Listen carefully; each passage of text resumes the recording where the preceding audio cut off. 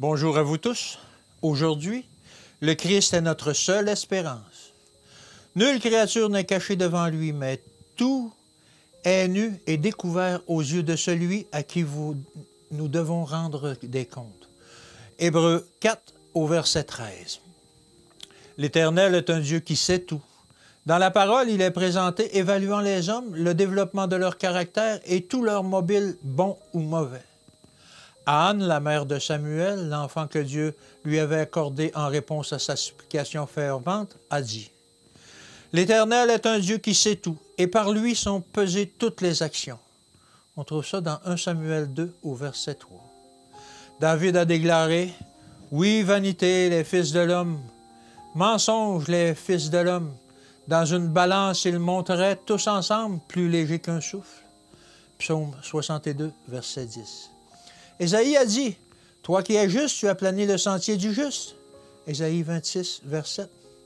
Salomon a écrit, « Toutes les voies de l'homme sont pures à ses yeux, mais celui qui pèse les esprits, c'est l'Éternel. » Proverbe 16 au verset 2. Il y va de l'éternité de chacun de sonder son propre cœur et d'améliorer chaque faculté que Dieu lui a donnée. Chacun a de nombreuses leçons importantes à apprendre. Rappelons-nous qu'il y a dans le cœur de l'homme aucun mobile que le Seigneur ne perçoive clairement. Les mobiles de chacun sont pesés aussi attentivement que si la destinée du genre humain dépendait de ce seul cas. Nous devons être en contact avec la puissance divine afin d'augmenter notre lumière et de comprendre comment raisonner de cause à effet. Notre pouvoir de compréhension doit se développer, tandis que nous devenons participants de la nature divine, en fuyant la corruption qui existe dans le monde par la convoitise. Que chacun médite attentivement cette vérité solennelle. Le Dieu des cieux est véritable, et il n'y a aucun dessein, aucun obscur, aussi obscur soit-il, aucun mobile, aussi caché soit-il, qu'il ne comprenne parfaitement.